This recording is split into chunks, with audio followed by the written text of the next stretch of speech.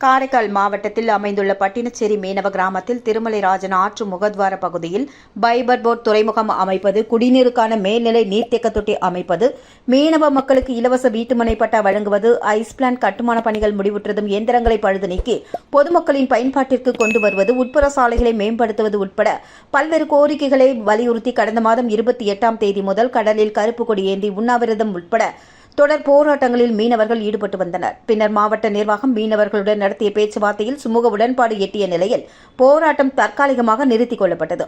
இந்நிலையில் பட்டினச்சேரி மீனவ பஞ்சாயத்தார் காரைக்கால் மாவட்ட ஆட்சியர் மணிகண்டனை நேரில் சந்தித்து தங்களது கோரிக்கைகளை கேட்டறிந்த ஆட்சியர் மணிகண்டன் உடனடியாக மீனவ கிராமத்திற்கு நேரில் வருவதாக கூறி இன்று காலை பட்டினச்சேரி மீனவ கிராமத்திற்கு நேரில் சென்றார்.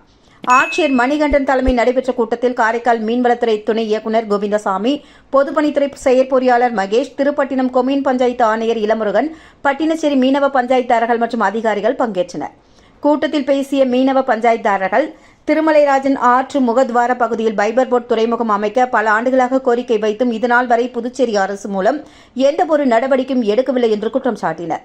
மேலும் குடிநீருக்கான மேல்நிலை நீர்த்தேக்க தொட்டி அமைப்பது, மீனவ மக்களுக்கு இலவச வீட்டுமனை பட்டா வழங்குவது, ஐஸ் பிளான்ட் கட்டுமான பணிகள் முடிவடைந்ததும் இயந்திரங்களை பழுது நீக்கி பொதுமக்களின் பயன்பாட்டிற்கு கொண்டு வருவது, உட்புற சாலைகளை மேம்படுத்துவது உள்ளிட்ட பல்வேறு கோரிக்கைகளை வலியுறுத்தி பல்வேறு கட்ட போராட்டங்களை நடத்தியும் அரசு செவிமடுக்கவில்லை என்றும், இதனால் பட்டினச்சேரி மீனவ கிராமத்தில் உள்ள 300க்கும் மேற்பட்ட மீனவ குடும்பங்கள் நேரடியாக பாதித்துள்ளதாகவும் மாவட்ட ஆட்சியரிடம் தெரிவித்தனர்.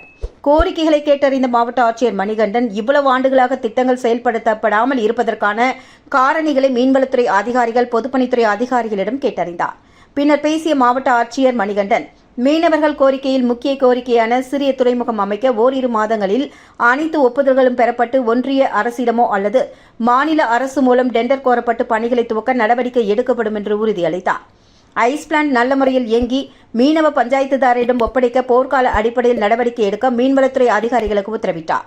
இதர மேம்பாட்டு பணிகளை விரைவில் துவங்க நடவடிக்கை எடுக்கப்படும் என்று மீனவ பஞ்சாயத்துதாரர்களிடம் ஆட்சியர் மணிகண்டன் உறுதியளித்தார்.